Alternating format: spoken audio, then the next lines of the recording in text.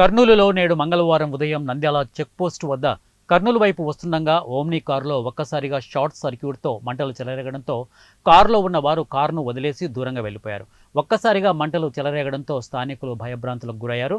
ఇక స్థానికులు వెంటనే 100కి కాల్ చేసి ఫైర్ ఇంజన్కు సమాచారం ఇవ్వడంతో హుటాహుటిన అగ్నిమాపక సిబ్బంది ఘటనా స్థలానికి చేరుకుని మంటలను అదుపు చేయడంతో స్థానికులు ఊపిరి పీల్చుకున్నారు. ఈ ఘటనపై కర్నూలు 3వ పట్టణ పోలీసులు విచారిస్తున్నారు. ఈ ప్రమాదంలో ఎవరికి ఏమీ కాకపోవడంతో స్థానికులు ఊపిరి పీల్చుకున్నారు.